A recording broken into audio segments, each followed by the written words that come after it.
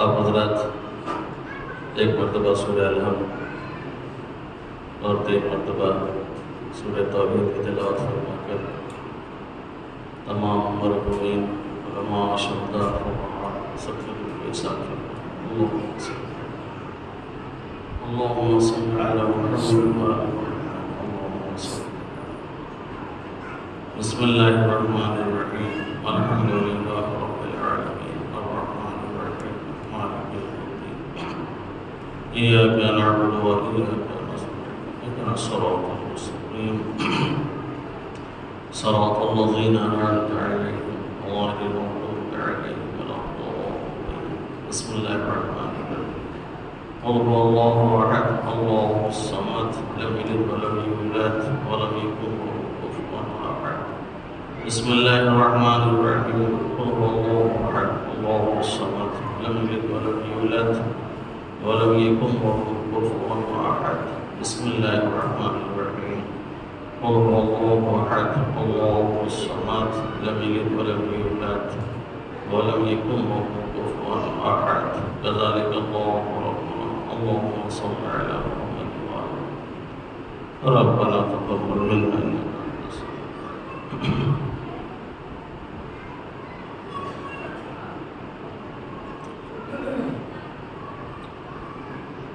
أعوذ بالله من الشيطان الرجيم بسم الله الرحمن الرحيم الحمد لله الذي هدانا لهذا وما كنا لنهتدي لولا أن هدانا الله لقد جاءت رسل ربنا بالحق والصلاة والسلام على رسول الثقلين جد الحسن والحسين بالقاسم محمد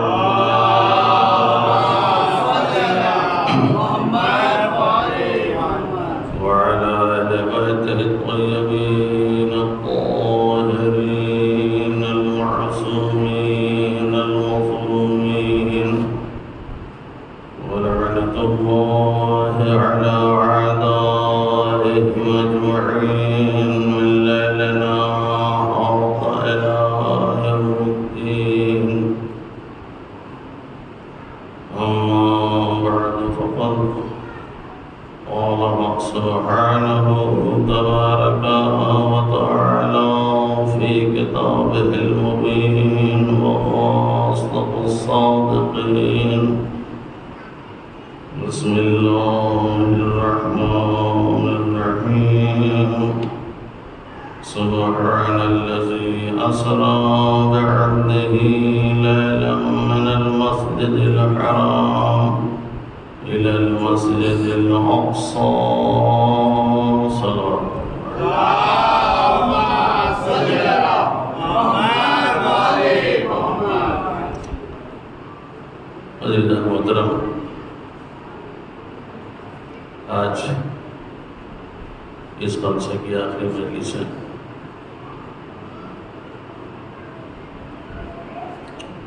اور خداوند عالم کی بارگاہ میں دعا کرتا ہوں کہ پروردگارہ ہماری اس عبادات کو قبول فرمائے اور جو کمی اور کوتاہی رہی ہو اسے معاف فرمائے۔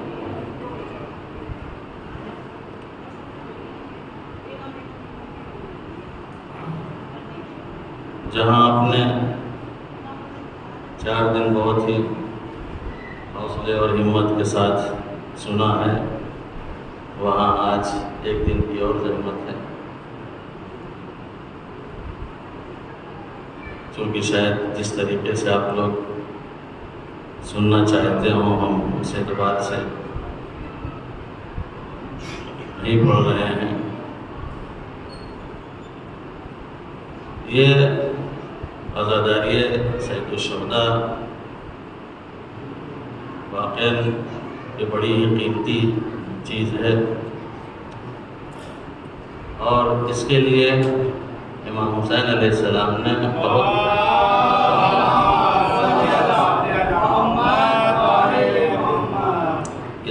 امام حسین علیہ السلام نے بہت بڑی قیمت چکائی، بہت بڑی قیمت چکائی۔ لہذا ہمیں اس کو لائٹ نہیں لینا چاہیے، ہمیں اس کو جو ہے اپنے اعتبار سے نہیں کرنا چاہیے، اس لیے یہ حسین ابن علی کا دل ہے جنہوں نے اس کے لیے اتنی بڑی بڑی قربانیاں دی۔ اتنی قیمتی شے کو اگر ہم بے قیمت بنا دیں اور اس کی کوئی اہمیت نہ سمجھیں اور آئیں اور جائیں اور جو سنوں کو مل جائے سن کے چلے جائیں، واقعاً شاید امام حسین علیہ السلام اس بات پر راضی نہیں ہوں گے۔ کوئی ان کے دل سے پوچھے کیا کیا کیا انہوں نے کربلا کے میدان میں، تو پھر اندازہ ہوگا۔ یہ عزاداری ایک تبلیغی عمل ہے، یہ صرف یہاں معاملہ سننے اور سنانے کا نہیں ہے، یہ معاملہ عمل کا ہے۔ اور کربلا والوں نے کربلا سے لے کے شام تک ایک عمل پیش کیا ہے، اس عمل کے نتیجے میں آج جو کچھ بھی نظر آ رہا ہے وہ عمل کا نتیجہ ہے،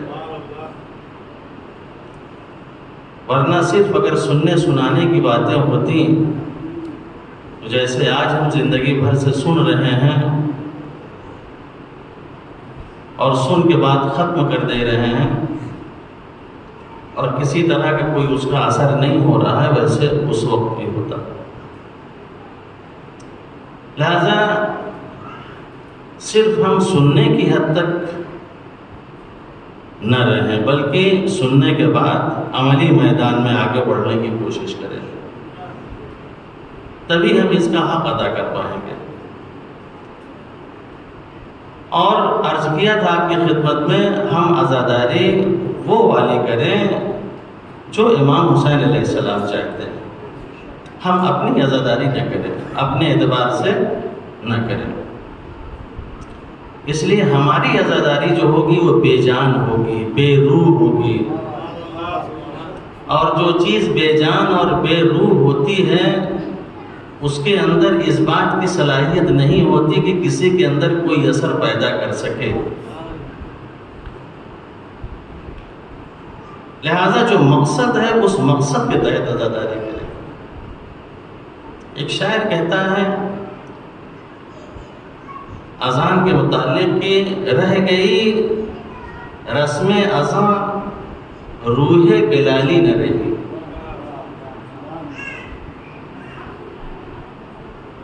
رہ گئی رسم اذان روح بلالی نہ رہی۔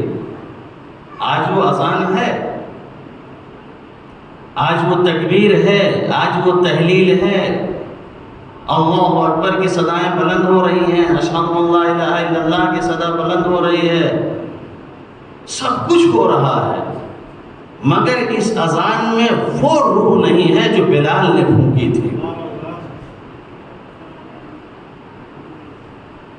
اس تکبیر میں وہ جان نہیں ہے، جبکہ یہ تکبیر ایسی ہے کہ واقعاً یہ دشمن کے لیے ایک بہت خطرناک نعرہ ہے، انسان کی زندگی سنوارنے کے لیے اور سدھارنے کے لیے ایک بہترین نعرہ ہے۔ یہی وجہ ہے کہ جب ہمارے یہاں بچہ پیدا ہوتا ہے تو سب سے پہلے یہی نعرہ تکبیر اس کے کان میں ڈالی جاتی ہے کہ تم نعرہ تکبیر آج سن لو تاکہ الہی زندگی جینے کا تمہارے اندر سلیقہ پیدا ہو جائے۔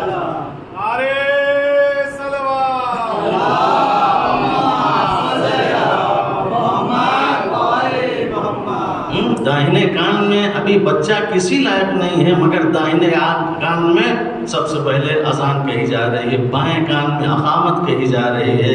یہ اذان کہہ کے، یہ تکبیریں کہہ کے ایک بچے کو آئندہ کے لیے باخبر کیا جا رہا ہے کہ تم اس دنیا میں آئے ہو، تمہیں کیا کرنا ہے۔ یہ واقعی اسلام کی تربیت ہے۔ اسلام بہت کچھ چاہتا ہے کہ دنیا میں کوئی آیا ہے تو کچھ بنے۔ تو یہ عزاداری سید الشہداء جو ہم کر رہے ہیں ایک اصول کے تحت کریں، ایک قانون کے تحت کریں، تاکہ اس کا اثر ہمارے اوپر ہو۔ جس طریقے سے شاید آج جو کچھ ہو رہا ہے اور اگر ہمارے اوپر اثر نہیں ہو رہا ہے تو اس مصرے کو اگر ہم اس طریقے سے کہیں کہ رہ گئی رسم عزا روح حسینی نہ رہی۔ آج عزا ہے ہمارے پاس، آج مجلسیں ہیں ہمارے پاس، ماتم ہے ہمارے پاس، سوز و سلام ہے ہمارے پاس، سب کچھ ہے، مگر وہ روح نہیں ہے جو روح ہونی چاہیے۔ وہ روح حسینی ہمارے پاس نہیں۔ اگر وہ روح حسینی ہوتی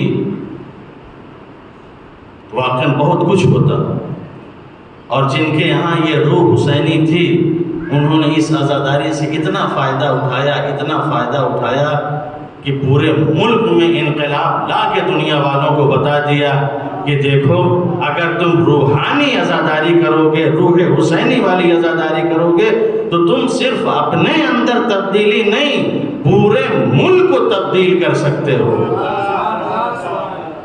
اس لیے کہ حسین کی قربانی آفاقی ہے، حسین کی قربانی جہانی ہے، حسین کی قربانی یہ عالمی ہے۔ حسین نے کسی ایک خطے کے لیے، کسی ایک قوم کے لیے، کسی ایک قبیلے کے لیے قربانی نہیں دی تھی۔ اس قربانی میں بڑی وسعت ہے، لیکن ہم نے اس وسعت کو ختم کر کے محدود کر دیا۔ اس میں بڑی وسعت ہے، ہم نے اسے محدود کر دیا۔ تو جب ایک اصول کے تحت ہم یہ کام کریں گے تبھی ہم اپنے مقصد میں کامیاب ہوں۔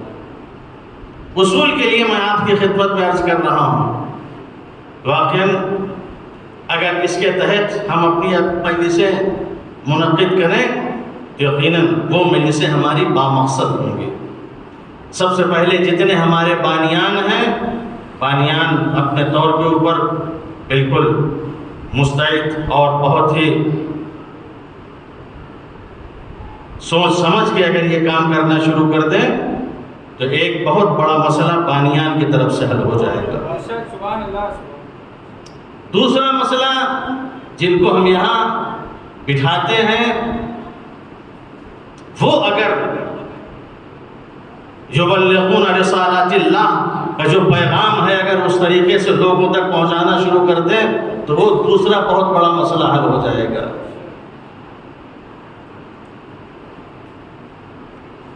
لیکن ان سب کی شرائط ہیں، ان شرائط کے تحت انسان کو کام کرنا چاہیے۔ کل میں جو گفتگو کر رہا تھا انہی تمام چیزوں کے بارے میں کہ جو ایک مبلغ ہے اس کے اندر کیا کیا خصوصیات ہونی چاہیے اور کس طریقے سے اس کے اندر وہ صلاحیتیں ہونی چاہیے کہ جس کی وجہ سے لوگوں کے اندر اتحاد و اتفاق اور لوگوں کو جوڑنے کی صلاحیت پیدا ہو۔ واقعاً اگر یہی سلسلہ لوگوں کے اندر اتحاد پیدا کرنا، لوگوں کو جوڑنا، لوگوں کو قریب بلانے کا اگر یہ سلسلہ ہوتا تو آج جو ہمارے ساتھ مشکلیں پیش آ رہی ہیں وہ مشکلیں پیش نہ آتی، جس چیز کا ہمیں آج رونا ہے وہ رونا نہ پڑتا، اور آج ہماری تعداد اتنی ہوتی کہ جس کی کوئی انتہا نہیں۔ ایک زمانہ تھا کہ لوگ آتے تھے، صرف اپنے نہیں پرائے آتے تھے، اور آتے تھے اور آنے کے بعد باقاعدہ ہمارے ساتھ شریک ہوتے تھے، لیکن ہم نے بجائے جوڑنے کے توڑنے کا کام کیا۔ ہم نے سب کو بھگا دیا، سب کو ہم نے بھگا دیا، اب صرف ہم رہ گئے، اس کے علاوہ کوئی اور نہیں۔ اور یہی لوگوں کو جوڑنے کے لیے جو سب یہ نوابین اور زمینداروں نے اہتمام کیا تھا کہ تبرک وغیرہ کے انتظام، ایک رغبت ایک لوگوں کے اندر وہ پیدا کرنے کے لیے، بلانے کے لیے کہ ان کے یہ تبرک تقسیم کیا جائے، یہ کھلایا جائے، یہ پلایا جائے، تاکہ لوگ کھنچ کے آئیں اسی کھانے کے بہانے، جہاں وہ جسمانی اعتبار سے سیر ہو کے جائیں وہاں روحانی اعتبار سے بھی ان کو کسی حد تک سیر کیا جائے۔ لیکن نتیجہ یہ ہوا کہ جن لوگوں کو رغبت کے تحت بلایا جاتا تھا، ہم نے ان سب کو یہاں سے دور کر کے جو رغبت کی چیزیں تھیں آج ہم نے اس کو اپنا کے ہم خود استعمال کر رہے ہیں، دوسروں کے لیے ہم نے کچھ نہیں رکھا۔ ہم کو مقصد حاصل کرنا چاہیے تھا، مگر ہم مقصد کے بجائے آج ہم کس چیز میں رہ گئے؟ یہ ہمارا کام ہونا چاہیے تھا۔ عوام، کل گفتگو آپ کے درمیان تھی کہ عوام کی بہت بڑی ذمہ داری ہے، سب کچھ ہو، مگر اگر عوام تیار اور آمادہ نہ ہو تو یہ بہت بڑا مسئلہ ہے، ایک بہت بڑی مشکل ہے جس کی وجہ سے کچھ بھی نہیں ہو سکتا۔ پہلی چیز جو عرض کی تھی وہ یہ کہ انسان کے اندر ایک ارادہ ہونا چاہیے، جب مجلسوں میں آئے تو ایک ارادے کے تحت آئے، اور اس دنیا میں جو کچھ بھی ہے سب ارادوں کی وجہ سے ہے، بغیر ارادے کے کچھ بھی نہیں۔ یہ کائنات اگر آج آباد ہے تو ایک ارادے کا نتیجہ ہے، اور اگر کہیں کوئی بربادی آتی ہے تو وہ بھی ایک ارادے کا نتیجہ ہے۔ چاہے تخلیق کائنات ہو چاہے تخریب کائنات ہو، بغیر ارادے کے نہ تخلیق ہے، بغیر ارادے کے نہ تخریب۔ اللہ نے جب اس کائنات کو آباد کرنا چاہا تو اللہ نے کہا اذا اراد اللہ شیئا ان یقول له کن فیکون۔ اللہ جب کسی چیز کو خلق کرنا چاہتا ہے، پیدا کرنا چاہتا ہے تو پہلے ارادہ کرتا ہے اور کہتا ہے کن ہو جا، بس وہ چیز ہو جاتی ہے۔ یہ تخلیق کائنات، یہ پوری دنیا ارادہ الہی کا نتیجہ ہے۔ اگر اس نے ارادہ نہ کیا ہوتا تو یہ دنیا وجود میں نہ آتی۔ حالانکہ وہ ذات کن فیکون کی مالک ہے، لیکن کن فیکون کے مالک ہونے کے باوجود ارادہ پہلے کرتی ہے تب چیز وجود میں آتی ہے۔ خدا کے تمام ناموں میں ایک نام، اس کی ایک صفت مرید ہے، ارادہ کرنے والا۔ یہ ارادہ ہمارے اندر، ہم کو بھی مرید ہونا چاہیے، لیکن جن معنی میں ہم کو مرید ہونا چاہیے اس معنی میں ہم مرید نہیں ہوتے، بلکہ ہم مرید کسی اور معنی میں ہوتے ہیں۔ آج ہم مرید ہیں ایسا نہیں ہے، کسی نے کسی کے ہم مرید ہیں، مریدی کی زندگی ہم گزار رہے ہیں، کوئی کسی کا مرید ہے، کوئی کسی کا مرید ہے، کوئی کسی کے سہارے زندگی جی رہا ہے، کوئی کسی کے سہارے زندگی جی رہا ہے۔ اگر ایک حقیقی یہ مرید ہو گیا ہوتا اور یہ مرید الہی ہوتا تو پھر اس کے اندر وہ صلاحیت ہوتی کہ جس کی کوئی حد نہیں۔ انسان صاحب ارادہ ہے، انسان صاحب اختیار ہے، تو بغیر ارادے کے کوئی چیز وجود میں نہیں آتی۔ ارادہ ضروری، ارادہ کرنا پڑے گا۔ تو اللہ نے جب اس دنیا کو آباد کرنا چاہا، ارادہ کیا، یہ دنیا آباد ہوگی۔ اور پھر اللہ کہتا ہے اذا اردنا ان نہلک قریۃ امرنا مترفیها ففسقوا فیها۔ جب اللہ کسی چیز کو تباہ و برباد کرنا چاہتا ہے، جب کسی قریے کو، کسی گاؤں کو، کسی شہر کو برباد کرنا چاہتا ہے تو وہاں کے جو مترفین ہیں، مالدار ہیں، ان کو وہ لوگ عیاشی کے اوپر آمادہ ہو جاتے ہیں۔ امرنا مترفیها ففسقوا فیها۔ اور یہ مترفین، یہ عیاش، یہ عیاشی بہت سے قسم کی ہے، بہت سے قسم کی ہے۔ جو مترفین لوگ ہوتے ہیں یہ عیاشی پہ آ جاتے ہیں۔ جب عیاشی پہ آ جاتے ہیں ففسقوا فیها، وہاں فسق، فجور، فتنہ، فساد، یہ ساری چیزیں پیدا کرنے لگتے ہیں۔ جب یہ پیدا کرنے لگتے ہیں اور وہ چیز جب ہو جاتی ہے تو اللہ کہتا ہے فدمرناہ تدمیرا، تو ہم ان کو ایک دم مسل کے رکھ دیتے ہیں، پھر وہ کسی لائق نہیں ہوتے، اس کے اندر اٹھنے کی صلاحیت نہیں ہوتی۔ تو دنیا کی آبادی میں ارادہ الہی شامل ہے، دنیا کی اگر کسی چیز کو برباد کرنا چاہتا ہے وہ اِذَا أَرَدْنَا أَن نُهْلِكَ قَرْيَةً، جب ہم کسی قریے کو برباد کرنا چاہتے ہیں تو ارادہ کرتے ہیں. یہ ارادہ بہت اہم ہے. تو جب اللہ کسی چیز کو آباد کرنا چاہتا ہے، کسی چیز کو برباد کرنا چاہتا ہے تو اس میں ارادہ دخیل ہے. ہم اگر اپنی زندگی کو آباد کرنا چاہیں تو ہمیں ارادہ کرنا پڑے گا. ہم اگر اپنی زندگی کو برباد کرنا چاہتے ہیں تو وہاں بھی ارادہ ہی کارگر ہوتا ہے. تو اگر ہم ان مجلسوں میں آ رہے ہیں تو پہلے ہم ارادہ کر کے آئیں کہ ہم مجلسوں میں جا رہے ہیں تو ہمیں کرنا کیا ہے، ہمیں بننا کیا ہے، ہمیں سیکھنا کیا ہے، ہمیں عمل کیا کرنا ہے. جب ایک ارادے کے تحت انسان آئے گا تو وہی ارادہ انسان کی زندگی کے لیے کارگر ہوگا.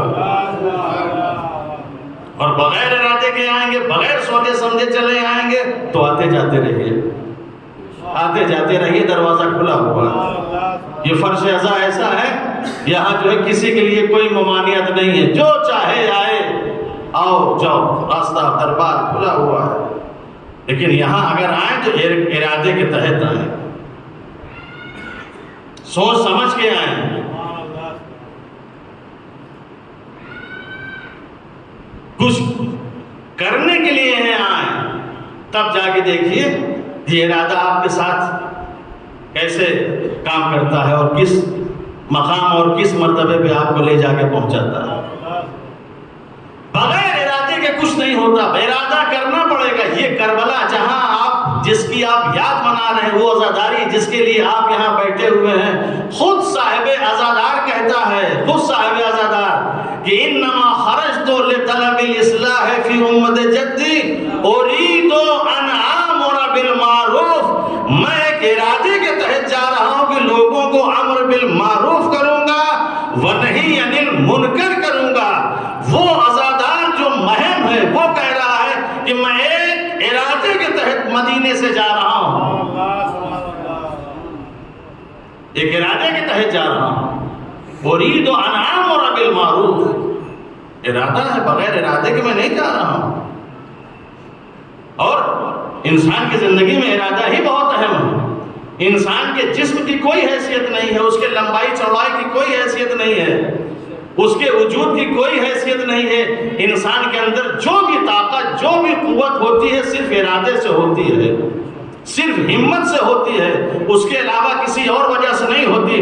ہم نے بہت لمبے چوڑے لوگوں کو دیکھا، بہت موٹے تازے لوگوں کو دیکھا، مگر ان کے اندر ہمت کچھ نہیں، ارادہ کچھ نہیں. ایسے لوگ نہ جانے کتنے تھے، کتنے ایسے تھے لمبے چوڑے تھے، ہمت اور ارادہ ان کے اندر کچھ نہیں، حوصلہ ان کے کچھ نہیں. ایک بیماری آئی، نہ جانے کتنے لوگوں کو لے کے چلی گئی، لیکن جن کے اندر ہمت تھی، جن کے اندر حوصلہ تھا، جن کے اندر لڑنے کی صلاحیت تھی، رہے پتلے دبلے نہیں وہ لاغر، مگر اس وبا میں بھی آسانی سے زندگی بسر کر کے نکل گئے. نہ ان کو موت آئی، نہ ان کو کسی طرح کی کوئی تکلیف ہوئی. لیکن جو لوگ ہمت اور حوصلہ نہیں رکھتے تھے، اچھے اچھے لوگ ساتھ چھوڑ کے چلے گئے.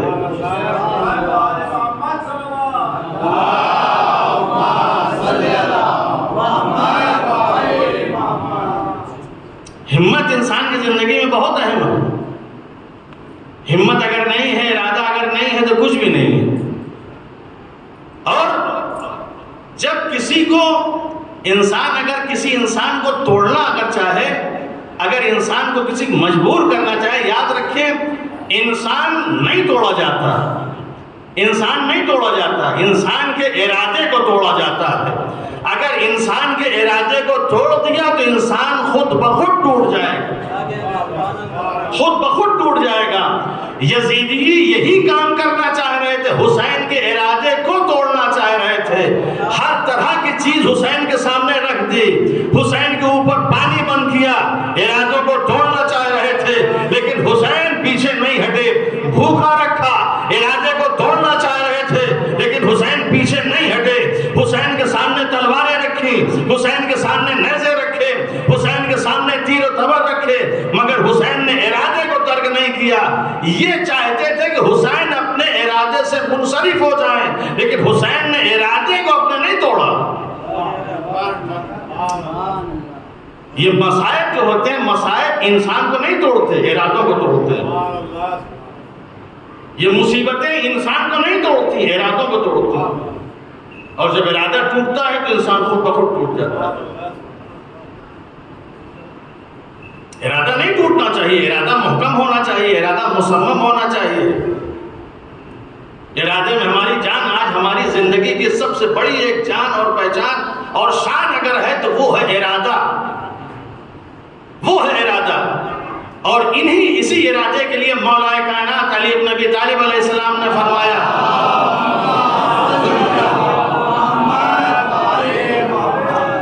کہ اگر کسی انسان کی اہمیت کا اندازہ لگانا ہو، کسی انسان کے بارے میں اگر پتہ لگانا ہو وہ کیسا ہے، کیا ہے، تو کسی اور اعتبار سے اسے نہ دیکھنا۔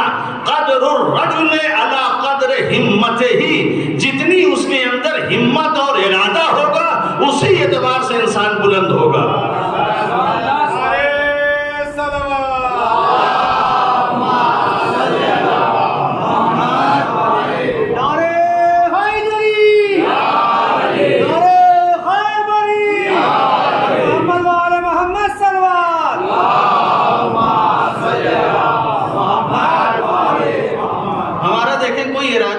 ہمارا گھڑی میں تولا، گھڑی میں ماشا، کبھی ادھر کبھی ادھر۔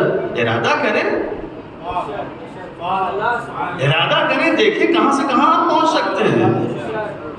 یہ ارادہ تو بہت بڑی چیز ہے، یہ ارادہ بہت بڑی چیز ہے جو آج ہمارے پاس نہیں ہے۔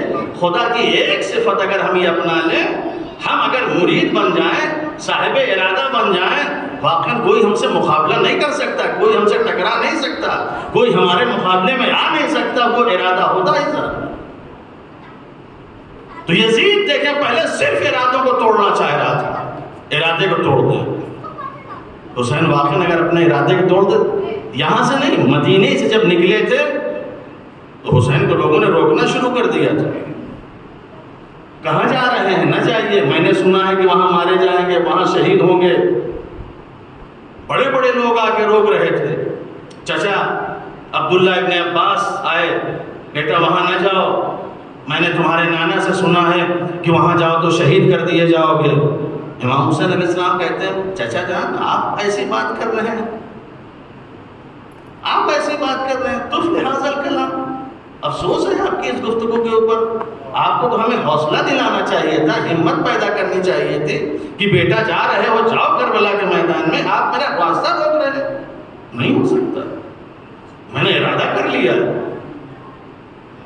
کچھ بھی ہو، مارا جاؤں، قتل کیا جاؤں، شہید کیا جاؤں، میں نے ارادہ کر لیا، میں جاؤں گا۔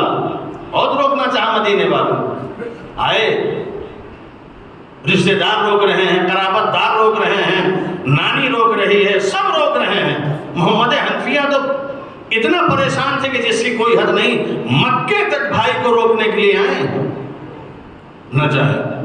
سمجھاتے رہے، مناتے رہے، بھیا میں تم سے بہت محبت کرتا ہوں، بہت پیار کرتا ہوں، آپ کربلا نہ جائیے، آپ اپنے ارادے سے باز آ جائیے۔ آخری رات تھی، امام نے کہا ٹھیک ہے، اچھا میں سوچتا ہوں، ذرا غور کر کے کرتا ہوں۔ بھائی کو تسلی دینے کے لیے یہ پریشان ہو رہے ہیں۔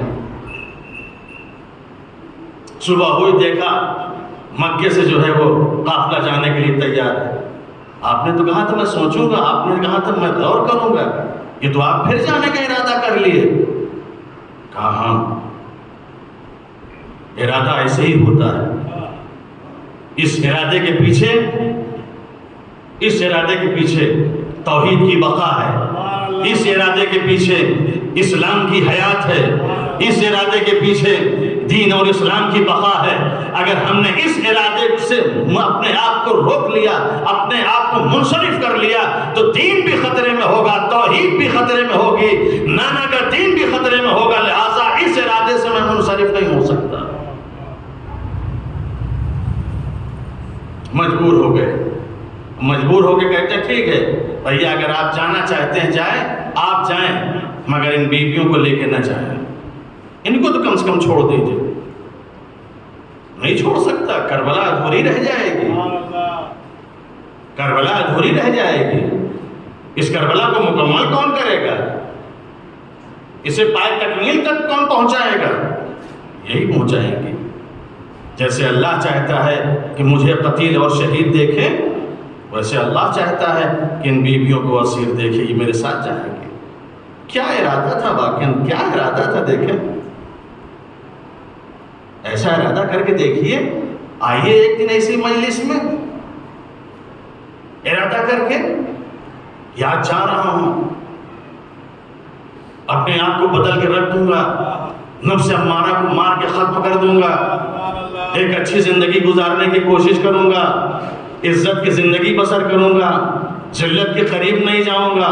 آئیے ارادہ کر کے، تب دیکھیے آپ کہاں پہنچتے ہیں، آپ کہاں جاتے ہیں. یہ ارادہ نہ ہونا، بغیر ارادہ چلے آنا اور آ کے پھر ایسے ہی نامراد واپس چلے جانا، صرف وجہ یہی ہے کہ ہمارے اندر اپنا کوئی ارادہ نہیں. کسی بھی چیز کے لیے، کسی بھی کام کے لیے ارادہ کرنا پڑتا ہے. جو انسان صاحب ارادہ ہوتا ہے اسی کی قدر و قیمت ہوتی ہے. قدر الرجل علی قدر ہمتہ، جتنی آپ کے پاس ہمت ہوگی، جتنا ارادہ ہوگا، اسی لحاظ سے آپ کی قدر و قیمت ہوگی، اسی لحاظ سے آپ کی بلندی ہوگی، اسی لحاظ سے آپ کا مقام ہوگا، اسی لحاظ سے آپ کا مرتبہ ہوگا. تو جس کے پاس جتنا ارادہ، جتنا عزم، اسی لحاظ سے وہ اتنا بلند. اور یہ ارادہ تو ایسا ہے، واقعاً یہ ارادہ اتنا پختہ ہوتا ہے کہ جس کی کوئی حد نہیں. لیکن یہی ارادہ ایک وقت ایسا ہوتا ہے جب کسی وجہ سے ٹوٹ جاتا ہے تو مولا کائنات فرماتے ہیں عرفت اللہ بفسق العزائم، میں نے جو اپنے اللہ کو پہچانا اپنے ارادوں کے ٹوٹنے کی وجہ سے پہچانا. نعرہ حیدری،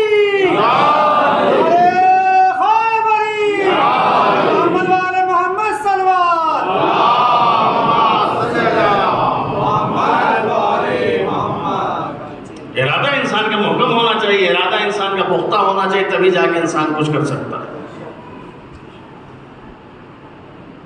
اگر یہ ارادے نہ ہوتے تو آج جو یہ دین آپ کے پاس آیا ہے، یہ آ سکتا تھا. واقعی ہم لوگوں کو تو بڑی آسانی سے دین مل گیا ہے، بڑی آسانی سے ہم کو وہ ہو گیا ہے. آج راستے میں کسی طرح کوئی مشکل آ جاتی ہے، کوئی بہانہ مل جاتا ہے، ہم جانے کے لیے تیار نہیں ہوتے، ہم شریک ہونے کے لیے کوشش نہیں کرتے. لیکن انبیاء کو دیکھیے، جو راستہ اختیار کر لیا، کبھی اس راستے کو چھوڑنے کے لیے تیار نہیں ہوئے، کبھی اس راستے سے ہٹنے کے لیے تیار نہیں ہوئے. کون نبی ایسا ہے جس کے پاس ارادہ نہیں تھا؟ اگر ارادہ نہ ہوتا تو واقعاً کبھی وہ تبلیغ دین کر ہی نہیں سکتے تھے، کبھی نہیں کر سکتے تھے. جو کچھ کیا وہ ارادے کے تحت کیا، اور جس کے پاس جیسا ارادہ تھا اسی لحاظ سے اس کو ویسا مرتبہ دیتا گیا. 1,24,000 انبیاء تھے جن کے پاس ارادے اس حد تک نہیں تھے، اللہ نے ان کو نبی بنایا. جو ارادے کی منزلوں میں اور آگے بڑھے ان کو اللہ نے رسول بنایا. جو ارادے کے اور اعلیٰ منزل پہ پہنچے اللہ نے انہیں اولو العزم پیغمبر بنایا. اور انہیں اولو العزم پیغمبر میں جو ارادے کے لحاظ سے سب سے افضل تھا اسے نبی اعظم حضرت محمد مصطفیٰ صلی اللہ علیہ وآلہ وسلم بنایا.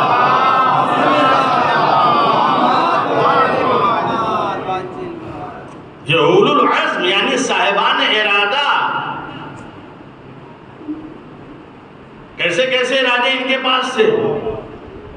جناب نوح کا ارادہ دیکھیں، 950 سال تبلیغ کی، یہ ایک ارادے کے تحت کیا. اگر وہ حوصلہ، وہ ہمت، اور پھر آسانی سے نہیں کہ اچھا کھانے کو مل رہا ہے، اچھا پینے کو مل رہا ہے، لوگ تعظیم کے لیے کھڑے ہو رہے ہیں، لوگ خدمت کرنے کے لیے تیار ہیں. نا کھانے پینے کی بات تو جانے دیجئے، کھانے کی جگہ پتھر کھا رہے ہیں.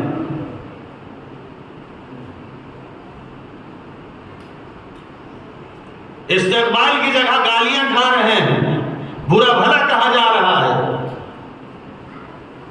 لیکن لیکن حوصلے میں کمی آئی، ہمت میں کمی آئی، 950 سال تبلیغ کیا ہے،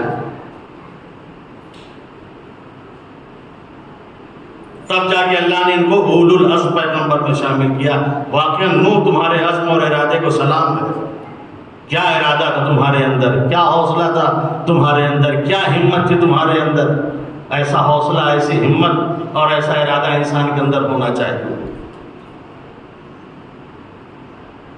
ابراہیم جیسی ہمت اور ابراہیم جیسا ارادہ ہوگا کسی کے پاس؟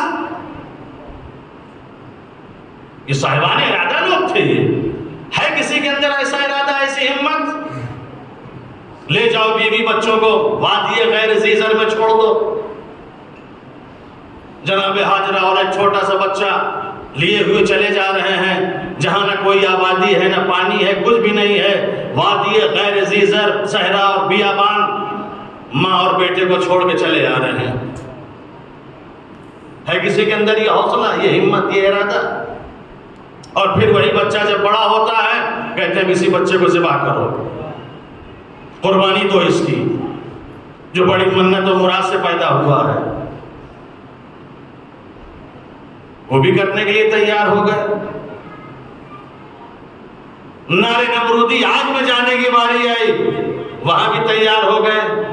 مدد کے لیے جبریل آ رہے ہیں، کہیے تو مدد آپ کی جائے نا، تمہاری مدد کی کوئی ضرورت نہیں ہے۔ ایسا نبی صاحب ارادہ، کیا کہنا؟ ابراہیم کیا کہنا، تمہارا جواب نہیں۔ واقعی یہ نبی اسی لیے ہیں، یہ صرف قصے اور کہانی نہیں ہے کہ ہم قرآن پڑھتے رہیں، ان کی داستانیں سنتے رہیں اور سن کے جو ہے محظوظ ہوتے رہیں، لطف ہوتے رہیں، لطف اندوز ہوتے رہیں، نعرے لگاتے رہیں اور بس چلے جائیں۔ یہ تو وہ ہیں جو زندگی میں اتارنے کی چیزیں ہیں، اور جتنی زندگی میں انہیں اتاریں گے اتنی آپ کی زندگی نکھر کے آئے گی۔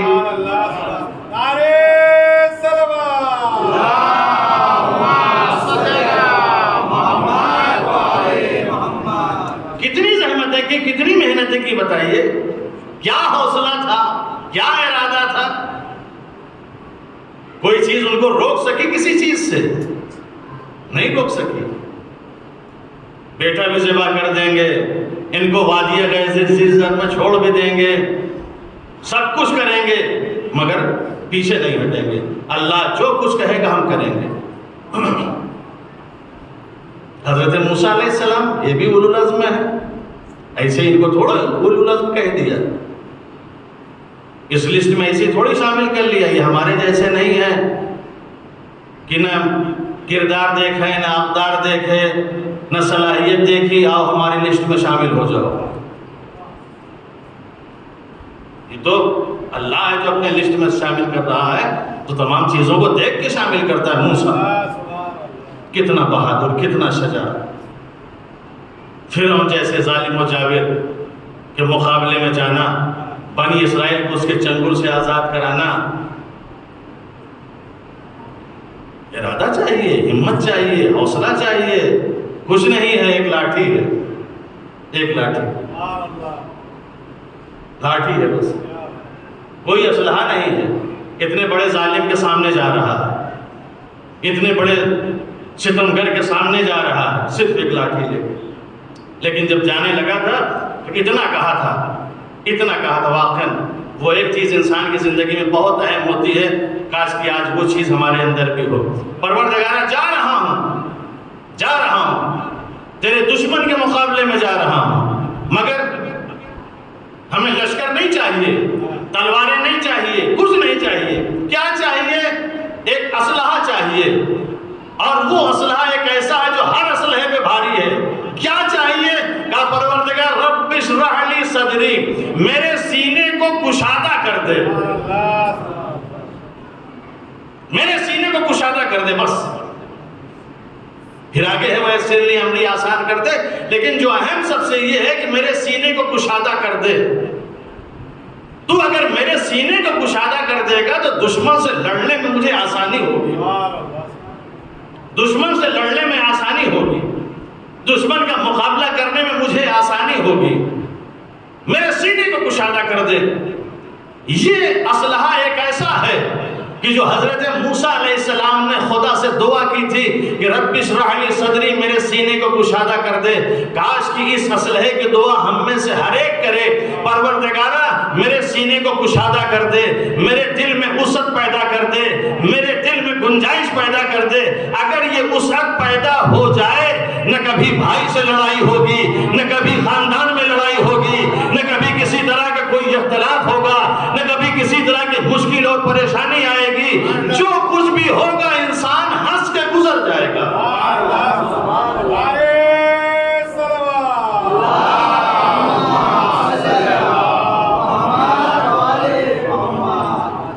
آج دیکھیں ہمارے دلوں میں جگہ نہیں بچی ہے، بہت تنگ ہو گیا ہے دل ہمارا، اس سینے میں ہمارے جگہ نہیں بچی، ذرا سی کوئی بات کہہ دی پنک گئے، آنا جانا چھوڑ دیا، جگہ نہیں اس میں۔ بیوی سے ذرا سے کچھ ہوا لڑنے کے لیے کھڑے ہو گئے، اولاد سے کچھ ہوا ناراض ہو گئے، سماج و معاشرے میں کچھ ہوا بس دل برداشتہ ہو گئے۔ یہ کیوں ہے؟ یہ سینے میں گنجائش نہیں رہتی، سینہ ہمارا بھر چکا ہے، سینہ ہمارا پر ہو چکا ہے، جس میں آج گنجائش نہ ہونے کی وجہ سے یہ سارے مشکلیں پیدا آ رہے ہیں۔ اگر یہ سینہ ہمارا کشادہ ہو جائے، اس میں اگر وسعت پیدا ہو جائے، اس میں اگر گنجائش پیدا ہو جائے، تو دنیا پوری ہنس کے گزار دیں گے، کسی طرح کی کوئی مشکل اور پریشانی کبھی آئے گی نہیں، خندہ پیشانی کے ساتھ پوری زندگی گزر جائے گی، کچھ بھی نہیں ہوگا۔ لیکن آج اس میں گنجائش نہیں رہتی۔ یہ شرح صدر بہت اہم چیز ہے، اور اللہ نے نبی اعظم حضرت محمد مصطفیٰ صلی اللہ علیہ وآلہ وسلم کو بھی الم نشرح لک صدرک، اے رسول کیا ہم نے تمہارے سینے کو کشادہ نہیں کیا؟ الم نشرح لک صدرک، ہم نے تمہارے سینے کو کشادہ نہیں کیا؟ اگر کشادہ نہ کیا ہوتا تو امت سے کب کے بیزار ہو گئے ہوتے ہو؟ برابر پتھر کھانا، کانٹوں پہ چلنا، بھوکے پیاسے رہنا، کوڑا و کرکٹ سے مقابلہ کرنا، اگر اتنی گنجائش سینے میں نہ ہوتی تو کیا یہ راستہ طے کر سکتے تھے؟ کیا یہ آگے بڑھ سکتے تھے؟ نہیں ہو سکتا تھا۔ لیکن اسی شرح صدر نے دعا کیا کریے اللہ سے، پروردگارہ کچھ اور دے یا نہ دے، شرح صدر دے دے۔ اگر یہ شرح صدر آج ہمارے پاس ہوتا تو واقعاً آج ہم اپنے رشتہ داروں اور اپنے قرابت داروں سے دور نہ ہوتے۔ یہ شرح صدر نے مشکل پیدا کر دی، اور اتنا تنگ ہو گیا، اتنا تنگ ہو گیا کہ آج یہ ماں باپ کے لیے بھی تنگ ہو گیا ہے۔ دوسرے رشتہ داروں کو تو جانے دیجئے، یہ ماں باپ کے لیے تنگ ہو گیا۔ صرف یہ دل ہمارا جو کھلا ہے اپنے بیوی بچوں کے لیے، بس جہاں باپ نے کوئی سوال کر دیا، جہاں ماں نے کوئی سوال کر دیا، وہیں ہمارا ہاتھ خالی ہو جاتا ہے، وہیں ہمارے پاس پیسے نہیں رہتے، وہیں ہم غریب ہو جاتے ہیں، وہیں ہم مصیبتوں کے شکار ہو جاتے ہیں، جہاں سوال کر لیا ماں باپ۔ بہت تنگ ہو گیا، اس میں جگہ نہیں رہی، اس میں گنجائش نہیں رہی، اس گنجائش کو ہم نے ختم کر دیا ہے۔ لہذا انسان اپنے سینے کو کشادہ کرے۔ تو موسیٰ جیسا نبی صاحب ارادہ، جس نے فرعون کو شکست دی، بنی اسرائیل کو آزاد کرایا، اسی ارادے کی بنیاد پر۔ آج ہم اگر ارادہ کر لیں، ہم ارادہ کر لیں، جس طریقے سے موسیٰ نے بنی اسرائیل کو فرعون کو چنگل سے آزاد کرایا تھا، اسی طریقے سے آج ہم اپنی قوم کو ان مصیبتوں سے آزاد کرا سکتے ہیں جن مصیبتوں میں ہماری قوم پھنسی ہوئی ہے۔ لیکن وہ ارادہ ہمارے پاس ہونا چاہیے، وہ حوصلہ ہمارے پاس ہونا چاہیے، تبھی جا کے ہم آزاد ہو سکتے ہیں۔ عیسیٰ جیسا نبی کیا مصیبتیں نہیں برداشت کی؟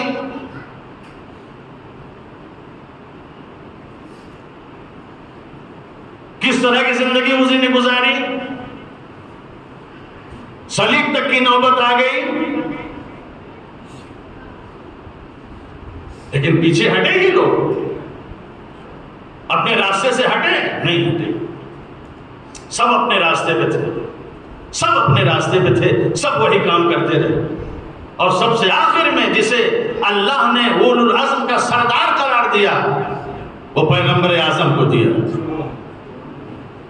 کہ ایسا صاحب ارادت ہم نے دیکھا ہی نہیں، ایسا صاحب ارادہ، ایسی ہمت، ایسا حوصلہ، یتیم ہے، کوئی سہارا نہیں ہے، اس کے باوجود نہ کفار سے ڈرتا ہے، نہ مشرکین سے ڈرتا ہے، نہ کسی لالچ میں آتا ہے، نہ کسی حرص میں آتا ہے، عورت کی لالچ دی جاتی ہے ٹھکرا دیتا ہے، دولت کی لالچ دی جاتی ہے ٹھکرا دیتا ہے، ارادے میں اتنا پختہ ہے تم جس طرح بھی مجھے آزمانا چاہو، عورت دے کے، دولت دے کے، ڈر کے ذریعے، خوف کے ذریعے تم کر کے دیکھ لو، میں اپنے ارادے سے منصرف نہیں ہوں گا، لا الہ الا اللہ کہنا ہے تو کہتا رہوں گا۔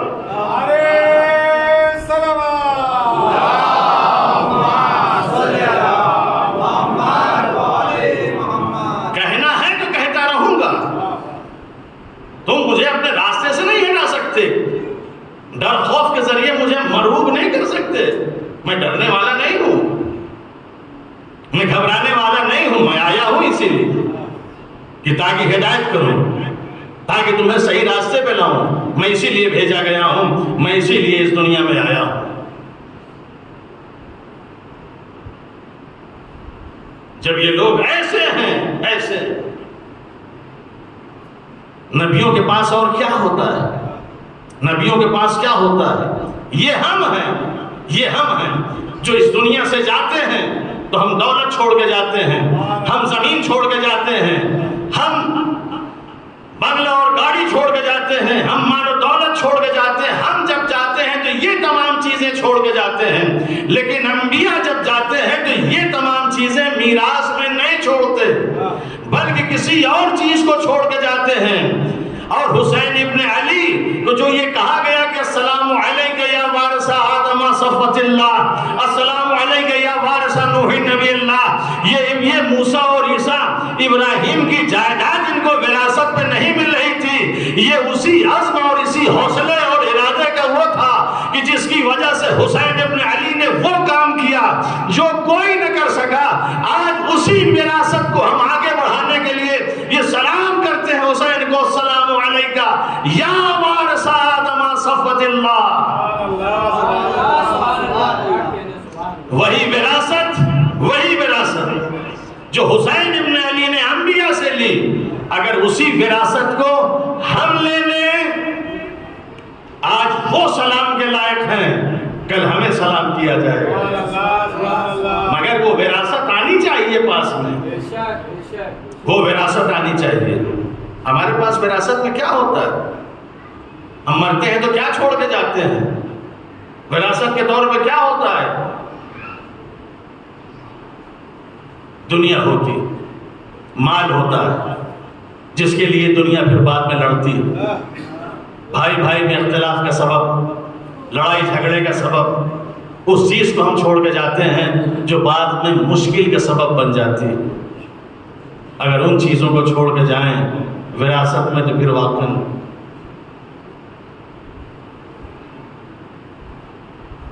تو حسین نے کس کی وراثت لی؟ انبیاء کی وراثت لی۔ وراثت میں ان کو کیا ملا؟ زمین ملی، جائیداد، گھر، گاڑی، بنگلہ، کیا ملا؟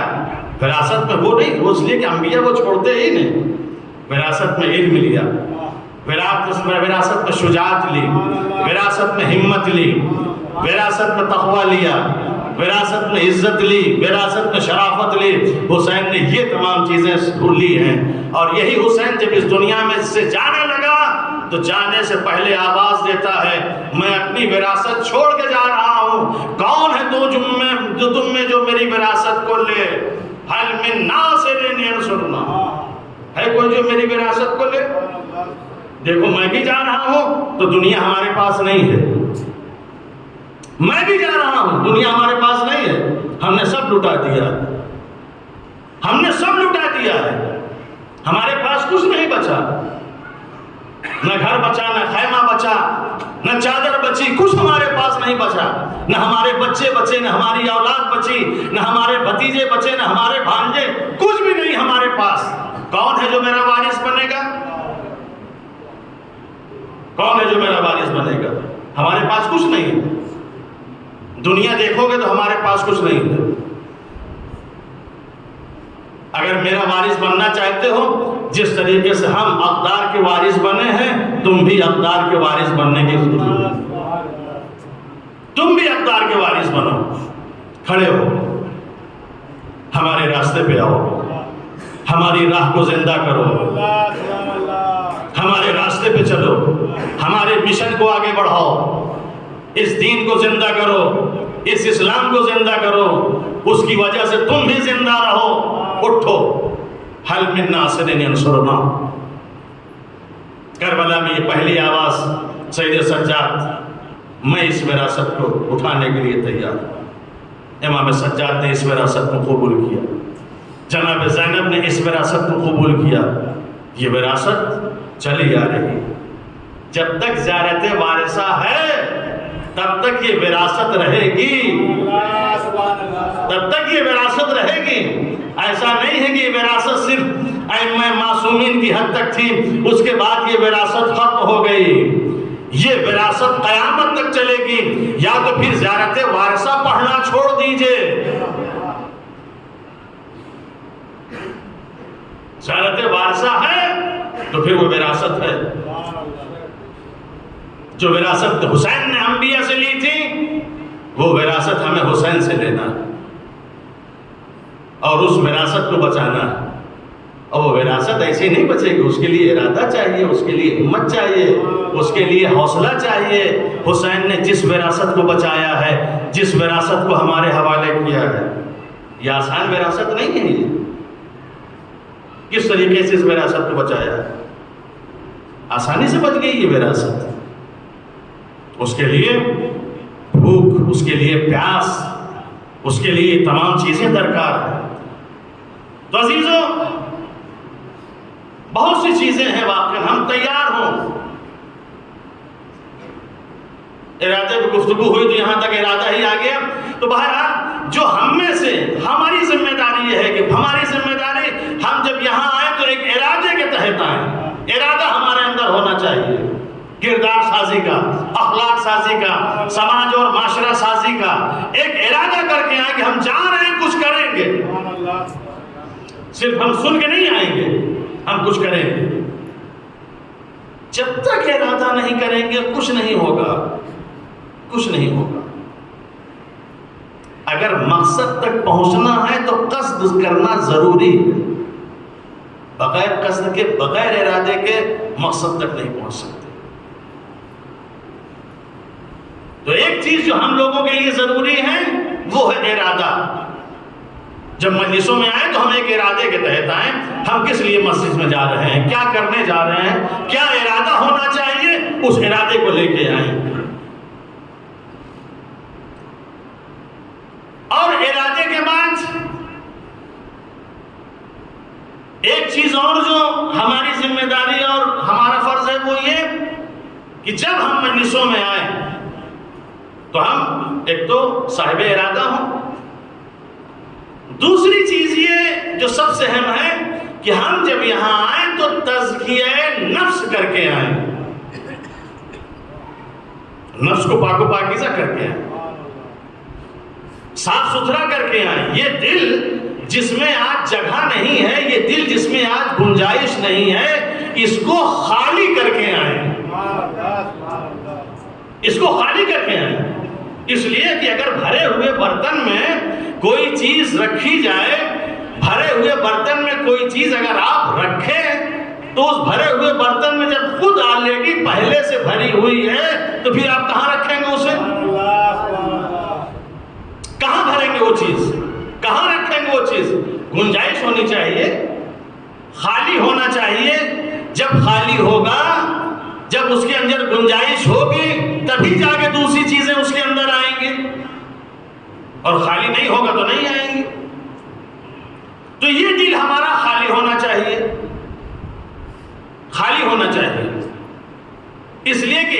وقت میں ایک ہی چیز انسان کے دل میں آ سکتی ہے. ایک وقت میں ایک ہی چیز انسان کے دل میں آ سکتی ہے.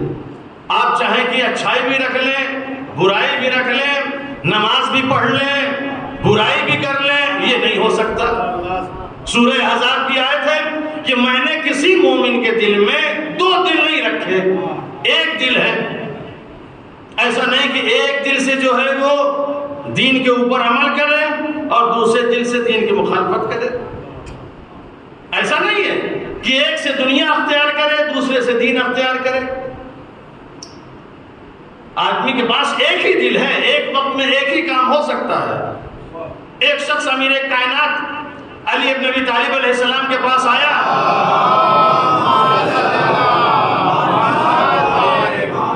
اور کہتا ہے مولا میں آپ کو بھی چاہتا ہوں اور امیر شام کو بھی چاہتا ہوں, میں آپ کو بھی چاہتا ہوں اور امیر شام کو بھی چاہتا ہوں.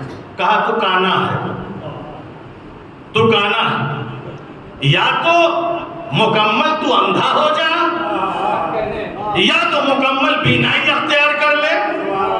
ایسا نہیں ہو سکتا کہ تو میرا بھی چاہنے والا ہو اور اس کا بھی چاہنے والا ہو. دو میں سے ایک کام ہو سکتا ہے, یا تو مجھے چاہ لے یا تو اسے چاہ لے. دونوں ایک کام نہیں ہو سکتے. تو عزیزوں یہ دل انسان کے پاس ایک ہے, اس ایک دل میں کیا رکھنا ہے وہ آپ فیصلہ کر لیں. اچھی چیز رکھنا ہے یا بری چیز.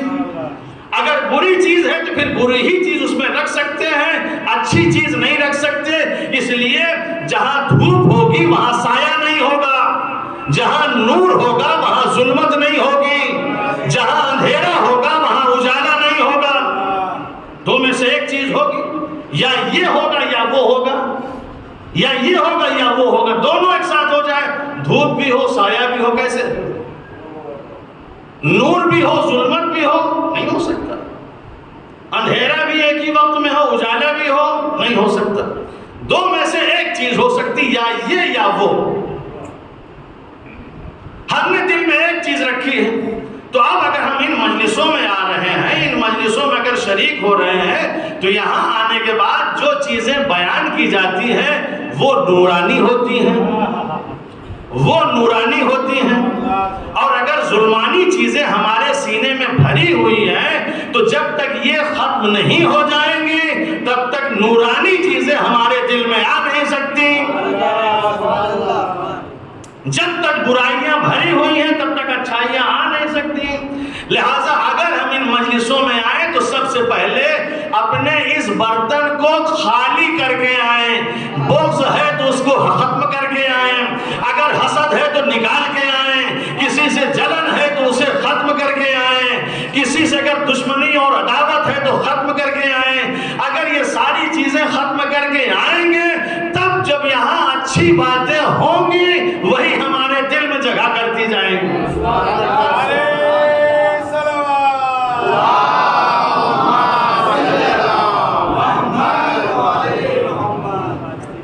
ادھر آپ وہ بھی بھرے چلے آ رہے ہیں, دشمنی عداوت, ایک دوسرے سے حسد جلن بغض, اور یہاں آ کے آپ چاہ رہے ہیں کہ ہم حسین کی محبت بھی لے لیں, ہم اچھائیاں بھی اپنے اندر پیدا کر لیں, ہم نیکیاں بھی اپنے اندر لے لیں. کیسے ہو سکتا ہے؟ یہ جو علم تقسیم ہوتا ہے اس کے لیے فرمایا امام نے العلم نور یقذفہ اللہ فی قلبہ. علم ایک نور ہے, اللہ جس کے دل کو نورانی سمجھتا ہے وہی اس نور کو رکھتا ہے, وہی اس نور کو رکھتا ہے. اگر یہ نورانی چیزیں, اگر یہ روحانی چیزیں آپ اپنے دلوں میں رکھنا چاہتے ہیں, وہ ظلمت کی ساری چیزوں کو ختم کریے, ان سب کو نکال کے پھینک کے باہر آئیے یہاں. پھر یہاں آنے کے بعد دیکھیے, جب تک وہ نہیں نکالیں گے تب تک کبھی اچھی باتیں ہمارے دل میں گھر نہیں کر سکتی. ایک وقت میں ایک کام ہو سکتا ہے,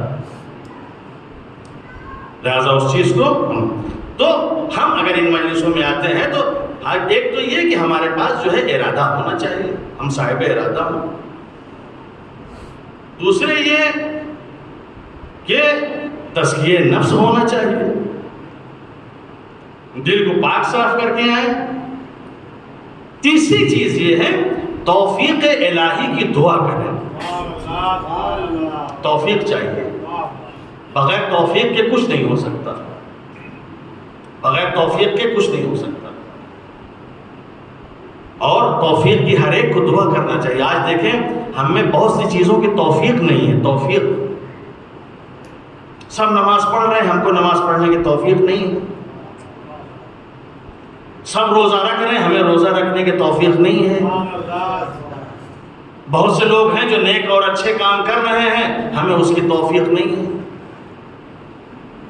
حج و زیارات لوگ کر رہے ہیں، ہمیں توفیق نہیں ہے، حالانکہ مال بھی ہمارے پاس ہے، دولت بھی ہمارے پاس ہے، کسی چیز کی کمی نہیں ہے، صحت ہمارے پاس ہے، روزہ رکھ سکتے ہیں، صحت ہمارے پاس ہے، نماز پڑھ سکتے ہیں، دولت ہمارے پاس ہے، خمس و زکوٰۃ نکال سکتے ہیں، سب، مگر توفیق نہیں۔ یہ بہت بڑی نعمت ہے توفیق۔ سب سے پہلے خدا سے یہ دعا کرے پروردگارہ مجھے توفیق دے دے ایک اچھا انسان بننے کی، مجھے توفیق دے دے ایک حقیقی عزادار بننے کی، مجھے توفیق دے دے ایک بہترین انسان بننے کی۔ دعا کریے توفیق کے لیے،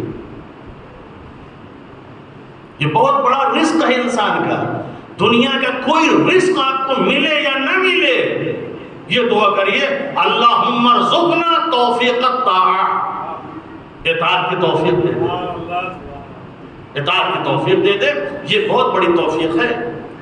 آج توفیقیں ہم سے چھین لی گئی ہیں، ہمارے کردار کی وجہ سے، ہمارے اعمال کی وجہ سے ہم بہت کچھ کرنا چاہتے ہیں مگر نہیں کر پاتے۔ توفیق جب اللہ چھین لیتا ہے، سلب کر لیتا ہے، تو پھر انسان سر پٹک کے رہ جائے، کچھ نہیں کر سکتا۔ لیکن جس کے ساتھ توفیق ہوتی ہے وہ انسان بہت کچھ کر سکتا ہے۔ بس عزیزو، یہ ہماری آخری مجلس، ہماری اور آپ کی جو گفتگو رہی، ہم 3 لوگ اس مجلس میں ذمہ دار، ایک بانی مجلس، ایک عالم اور خطیب جو بھی مجلس پڑھنے والا ہے، دوسرا عوام، سب سے بڑا رول جو ہے آپ کا ہے، آپ کا رول ہے۔ اور آخری چیز آپ کے حوالے سے، اور یہ چیز اگر پیدا ہو جائے یقیناً بہت سے مسائل سے ہم آزاد ہو جائیں گے، اور وہ یہ کہ ہم جو اس مجلس میں آئیں تو ہم اپنی علمی صلاحیت بڑھا کے آئیں۔ علمی صلاحیت ہمارے پاس ہونا چاہیے۔ آج علم کی کمی ہونے کی وجہ سے واقعی جو بھی اگر کوئی آتا ہے، اگر کچھ پڑھ کے چلا جاتا ہے، بہت ہی جرأت اور ہمت کے ساتھ، معلوم ہے اور کہتے بھی ہیں کہ جب ممبر پہ چلے جاؤ تو جتنے ہیں سب کو جاہل سمجھو، ان کو کچھ آتا جاتا نہیں، اور ایسے ہی کرتے ہیں، بیٹھ جاتے ہیں ممبر پہ تو نہ کسی طرح کا کوئی ڈر نہ خوف، آپ لوگوں کو تو بہت ہلکے میں لے لیتے ہیں، اور آپ بھی، مشکل یہی ہے کہ جب ہمیں معلومات نہیں ہوگی تو ہمیں کہاں واہ کرنا ہے، کہیں کہاں آہ کرنا ہے، ہمیں کچھ سمجھ میں نہیں آئے گا۔ دیکھا کہ ایک واہ واہ کر رہا ہے، ہم بھی واہ واہ کرنے لگے، دیکھا ایک سر جھکائے رونے لگا، ہم بھی رونے لگے۔ علمی صلاحیت بلند کریں، پڑھنے پڑھانے کا طریقہ یہی ہوتا ہے۔ اگر کسی درس و تدریس اور اسکول میں جائیں تو بہترین پڑھائی وہ ہے کہ جب کسی چیپٹر کو آپ پڑھنا چاہتے ہیں تو اس کو پڑھنے سے پہلے 40% آپ گھر سے خود حل کر کے جائیے، 60% آپ استاد سے پڑھیے، تاکہ جب آپ کو پڑھایا جائے تو آپ کو وہ ساری چیزیں سمجھ میں آئیں، اور کہیں کوئی چیز ہو تو آپ کے اندر روکنے اور ٹوکنے کی صلاحیت ہو۔ اور 2-4 کتابوں کے حوالے آپ بھی اگر پیش کر دیں تو استاد یہ سمجھے گا کہ صرف ہم ہی 4 کتاب دیکھ کے نہیں آئے، یہ بھی دیکھ کے آئے ہیں لہٰذا کوئی ایسی چیز نہ بولے، کوئی ایسی چیز نہ بتائیں کہیں کہ ہم گرفت میں نہ آ جائیں، ہم پکڑ میں نہ آ جائیں۔ پھر جب زبان یہاں سے چلے گی تو سنبھل کے چلے گی، گفتگو جو ہوگی وہ اچھی ہوگی، اور جب تک ہمارے اندر علمی صلاحیت نہیں ہوگی، جو بھی آئے گا پڑھ کے چلا جائے گا۔ آپ سنیں گے اور سننے کے بعد اتنے خوش ہو جائیں گے، آئیں گے مصافحہ کریں گے، کیا کہنا جناب آپ نے ہمارا ایمان تازہ کر دیا، ایمان تازہ ہو گیا، چلے گئے ایمان لے کے گھر۔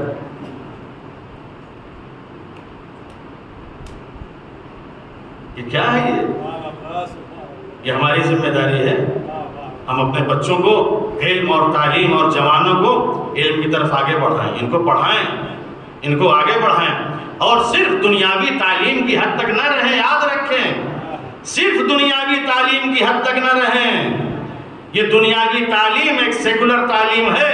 آپ کرسی پہ تو بیٹھ جائیں گے، آپ بڑے بڑے عہدے اور منصب پہ تو بیٹھ جائیں گے، مگر آپ کو حلال و حرام کی تمیز نہیں ہوگی۔ یہی وجہ ہے کہ نہ ہم کبھی رشوت لینے میں گھبراتے ہیں، نہ ہم کسی سے کوئی چیز لینے میں گھبراتے ہیں۔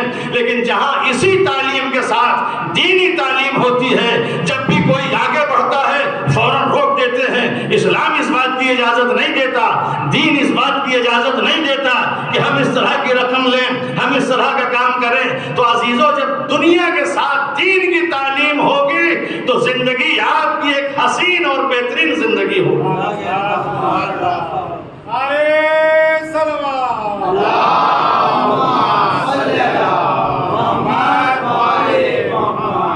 جب وہ تعلیم نہیں ہوگی دین کی، آج دیکھیں کہ ہمارے پاس عہدے اور منصب والے کم ہیں، ایک سے ایک کرسی پہ بیٹھے ہوئے ہیں، مگر نہ ہم کو عدالت آتی ہے، نہ ہم کو انصاف آتا ہے، نہ ہم کو کسی کے اوپر رحم آتا ہے، نہ ہم کو کسی کے اوپر ترس آتا ہے۔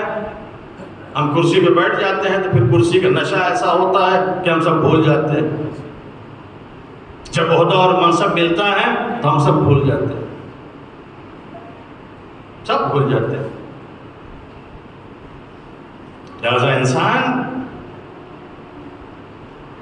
ان تمام چیزوں کے اوپر غور کرے، ان تمام چیزوں کے اوپر فکر کرے۔ 5 دن ہم نے آپ کو پریشان کیا، لیکن یاد رکھیں یہ جو گفتگو ہم نے آپ کے درمیان کی، یہ ایسی بنیادی گفتگو، اس کے اوپر ہم سب اگر سوچ لیں اور صحیح طریقے سے فیصلہ کر لیں تو یقیناً دیکھیں ہماری ان مجلسوں کا اثر دیکھیے۔ لیکن سب پھر اپنی ذمہ داری کا ثبوت دیں، بانی مجلس بھی اپنی ذمہ داری کا ثبوت دے، جو مجلس میں آ رہے ہیں وہ بھی اپنی ذمہ داری کا ثبوت دیں۔ ایسا ہو کہ آپ کا وجود یہاں ہو، ایسا نہ ہو کہ آپ کا وجود ہوتے ہوئے آپ موجود نہ ہو۔ یہ ضروری ہے کہ آپ اپنے وجود کو ثابت کریے کہ ہم ہیں، لیکن ہم یہ دیکھتے ہیں کہ ہم موجود ہوتے ہوئے ہمارا وجود نہیں ہوتا۔ موجود ہیں ہم مگر ہمارا وجود نہیں۔ انسان اس دنیا میں آیا ہے اپنے وجود کو ثابت کرنے کے لیے کہ واقعاً ہاں ہم ہیں۔ اللہ نے دیکھے اپنے وجود کو کیسے ثابت کیا، اس کا وجود جسمانی نہیں ہے، اس کے باوجود اپنا وجود ثابت کر کے بتایا کہ ہم دنیا میں ہیں۔ ہم جسمانی وجود رکھ کے اپنا وجود نہیں ثابت کر پاتے کہ ہم کسی محلے اور شہر میں ہیں، ہم گمنام ہیں، ہمارا اپنا کوئی وجود نہیں ہے۔ آج تو ایسی لائف، ایسی زندگی ہماری ہے، پڑوس میں رہ رہے ہیں، پوچھیں یہاں وہ صاحب ہیں، کیا ہمیں جانتے ہیں؟ یہاں رہتے ہیں، حالانکہ پڑوسی میں ہے وہ، مگر ان کو نہیں پتا۔ اتنا ہم گمنام ہیں، ہم اپنے وجود کو نہیں ثابت کر پاتے۔ تو جس کی جو ذمہ داری ہے، سب اپنی اپنی ذمہ داری پوری کریں۔ آپ بھی اپنی ذمہ داری پوری کریں، جو بانی مجلس ہے وہ بھی اپنی ذمہ داری پوری کرے، اور جو اس منبر پہ آئے وہ بھی اپنی ذمہ داری پوری کرے۔ تب دیکھیں کربلا، تب دیکھیں عزاداری، تب دیکھیں محرم، تب دیکھیں سفر، پھر آپ بھی ویسے ہی کہیں گے جیسے امام خمینی نے کہا تھا ما حرچ داری مز محرم و سفر داری، کہ آج ہمارے پاس جو بھی ہے وہ محرم و سفر کی وجہ سے ہے۔ پھر آپ بھی یہی کہیں گے کہ ہم نے جو کچھ بھی سیکھا، جو بھی ہم نے جانا، جس طریقے کی بھی آج ہماری زندگی ہے، ہمارے انہی مجلسوں اور انہی ماتم اور انہی عزاداری کی وجہ سے۔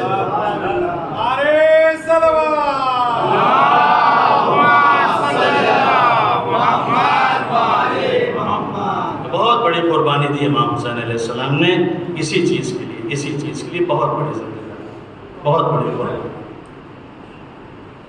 ایسی قربانیاں واقعاً دنیا میں نظر نہیں آتی، ایسے اور حوصلے اور ایسی ہمت اور ایسے ارادے والے کہیں نہیں نظر آتے جو کربلا میں تھے۔ آپ بچوں کا ارادہ دیکھ لیجئے، آپ بڑوں کا ارادہ دیکھ لیجئے، آپ عورتوں کا ارادہ دیکھ لیجئے، جس کا ارادہ دیکھیے اپنے ارادے میں پہنچتا ہے، اپنے ارادے میں پہنچتا ہے۔ جو ارادہ کر لیا، جو ارادہ کر لیا۔ شب عاشور امام حسین علیہ السلام اور جناب زینب صلوات اللہ علیہا میں گفتگو ہو رہی تھی، اور اسی گفتگو کے دوران بھائی نے کہا اے بہن زینب کل میں شہید کر دیا جاؤں گا، میں کل شہید کر دیا جاؤں گا۔ صرف اتنا سننا تھا، کل میں شہید کر دیا جاؤں گا۔ تاریخ کہتی ہے کہ بی بی زینب گری اور بے ہوش ہو گئی، بے ہوش ہو گئی، غش سے فاقہ ہوا، اٹھی۔ امام حسین علیہ السلام نے کہا بہن زینب ابھی تو صرف میں نے اپنی خبر شہادت سنائی، اور صرف خبر شہادت سن کے تم بے ہوش ہو گئی۔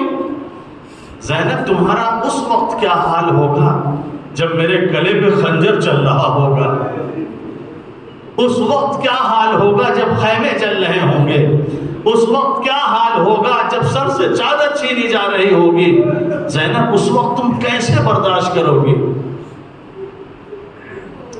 جناب زینب نے اپنے بھائی سے ایک وعدہ کیا، کہا بھیا یہ زینب وعدہ کرتی ہے اور ایک محکم ارادہ کرتی ہے کہ آج تو یہ زینب بے ہوش ہو گئی، مگر آج کے بعد یہ زینب بے ہوش نہیں ہوگی، آج کے بعد یہ زینب بے ہوش نہیں ہوگی۔